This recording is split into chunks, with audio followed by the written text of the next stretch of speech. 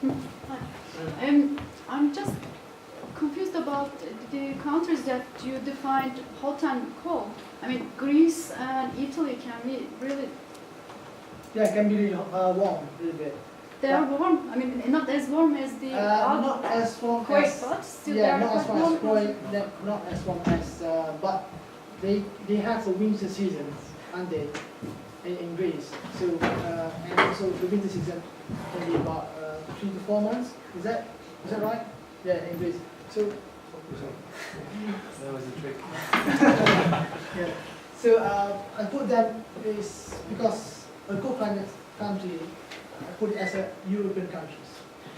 Because most of the European countries, average temperature is about, in the colder sides, about less than 20 degrees. I think you're talking about countries that do experience cold weather, while Malaysia or Kuwait that don't experience that weather at all. Yes, Yeah. yes. Yeah. Because in cold climate countries, the participants experience winter seasons. Somehow, in the hot climate countries, they don't have any winter seasons. Yeah. Even in Kuwait, they have even the winter for them is about 12 degrees and near to 20 degrees. Near to that, yeah. These measurements are done in winter then. Yes, not winter.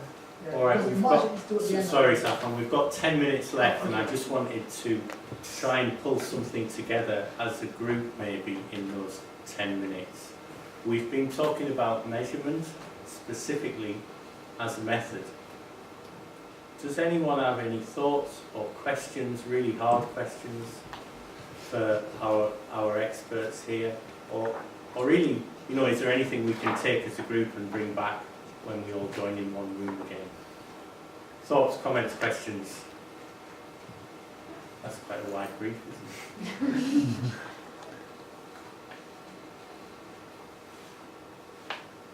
I've got a question, a really hard question. How much? So when we heard about ethnography, I was quite interested that you just turn up and observe, and there's kind of a real good method there. But you don't have to plan every experiment. So to what extent is planning an important part of the measurement method? Does it matter? Is it really important? I think I sort of touched on it a little bit in mine, but yeah, certainly for the work I did, it was incredibly important. Having huge charts with lots of dates that you can't go over. You have to know exactly when I'm starting each, especially for monitoring periods, each experiment. And I think for all of us, like the seasons are so important that if you miss winter, if you miss summer, then you have to wait for another full year or maybe 6, 7, 8 months to start your experiments again.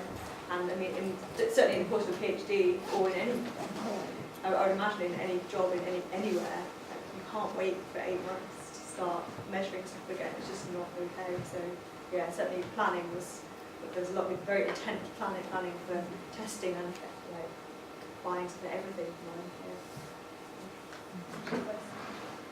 Yeah, I agree with Vicky there because for measurements that we need to be, there's some other environmental factor. Maybe your organization want that small season or small section of research whereby in that, let's say in winter or in summer. So because you're not doing both, I can see some people doing summer, some people doing winter.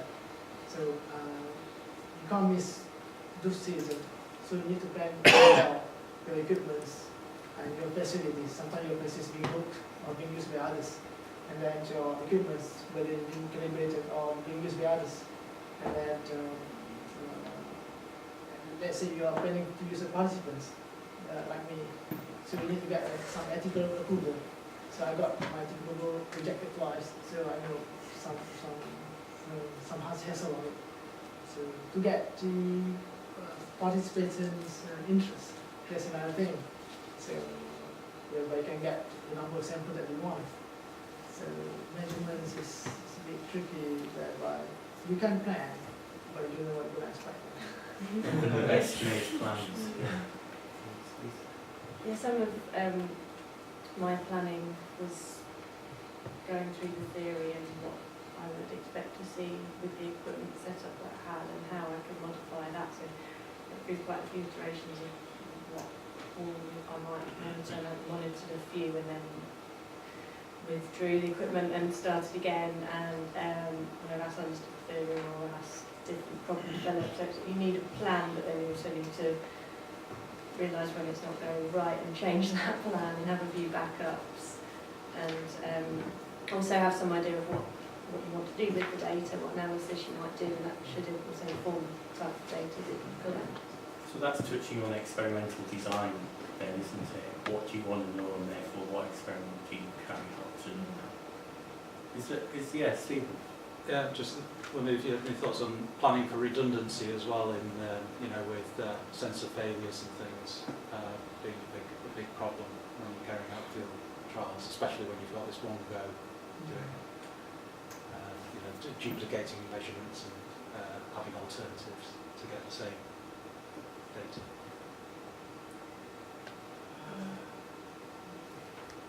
Or did you do that? I'll go for one of my sensors broke and it was very sad.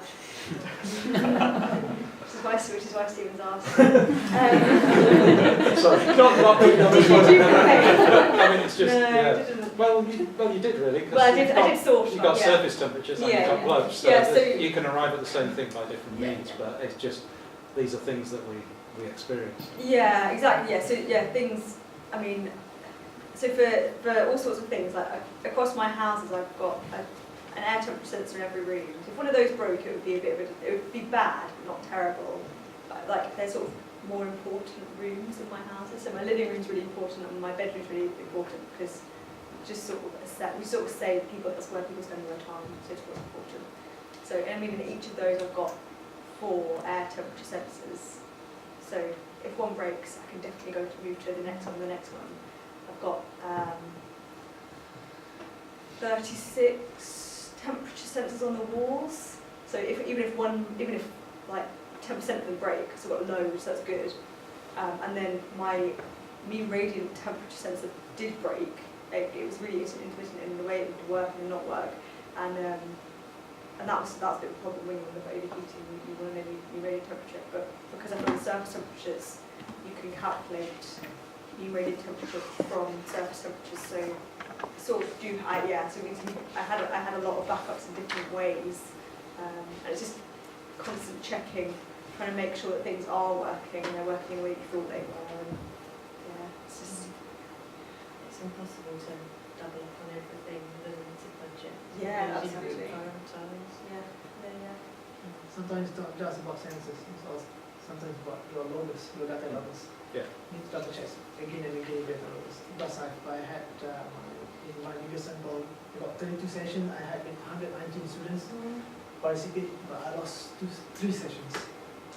Actually, in the middle, because I've not checked the screw data loader, whether it's logging or not.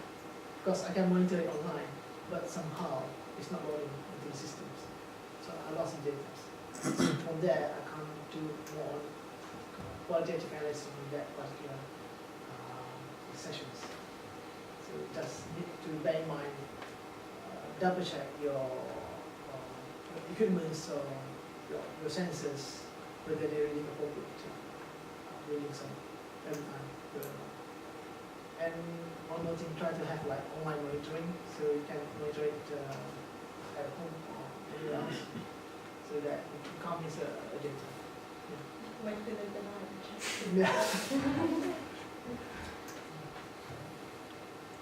Yeah. Did you guys find any good practice checklist before you start embarking on that measurement thing? Is there one? Would you like there to be one? Can you come up with one? I didn't find one. There isn't one, and you couldn't have a standard one because for every different situation, I mean, all 3 of us are measuring we're all measuring energy in buildings in a roundabout way. That people energy buildings, and we're all using temperature sensors or moisture sensors, but they're still so different. All of our systems are all very, very, very different. Maybe in terms of methodology of big fat bullet points. No, I don't know. Like what? Yeah, sort of. choose it, plug it in, make sure it works again. Yeah, I don't know, mate. Yeah, I mean, it would be helpful. I think you sort of develop your own. Yeah. I did have huge checklists to make sure I've looked at every sensor in every room, to tick each one off every time I've downloaded it and then restarted it, make sure it works, disabled it. But then I guess you make that yourself, and you get into that pattern once you know that how difficult it is, and you know things start to go wrong. You're like, okay, you're organised.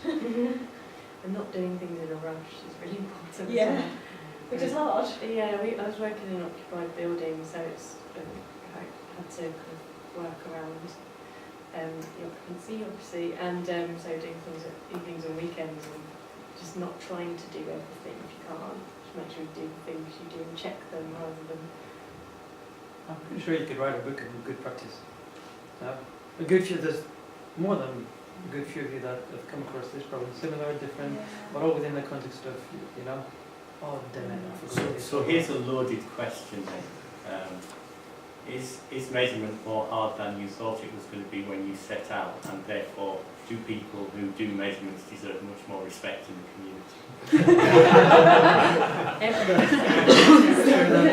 Everyone thinks that PhDs are Yes. there needs to be more of it because there's not enough data generally. There's not enough real data. I don't want to discredit people who's focusing on modelling because that's very important too. No, absolutely, and I don't disagree with that. I just wonder if sometimes people underestimate the difficulty of measurement until they've learned the hard way. That's all. I think people do massively underestimate. People sort of say to you like, "Why didn't you measure that?" And I'm like, the sort of process of setting up a test house is incredibly time-consuming. It takes weeks to set up a test house well. I mean, like I said, we've got hundreds of sensors, and making sure they're all functioning in the way you thought they were. It takes a long, long time. Each different type of sensor you add means a whole new calibration process and a whole new logging process of deploying everything. Yeah, I think it's often underestimated how time-consuming it is, and how tiring it is as well, because you do spend a lot of. There's no breaks. If you need to get a test on, you have to get it on in like that week. You just stay until you. So it could be a tricky question about would you do it again? David? I like measuring, so yeah. Yeah. Yeah, measuring is good. Actually, it's actually pretty challenging, and then even though it's time consuming, but you learn something else about doing that. You learn something, how to calibrate it, how to set it up, and then the tricky part is whether you're the right thing, are you doing the right measurements, and then you're gonna answer that to yourself once you experience it. Once you try to start data analysis, so you thought like, oh, I should measure that. So yeah, I agree with you. We need to have like some standards, like this kind of experiments or this kind of research, or sort of procedure or equipments, parameters that we should. So I think coffee break started. Does anyone want to make a final comment or question? No? All right, well, I'd just like to thank the three excellent speakers for the excellent presentation. Thank you.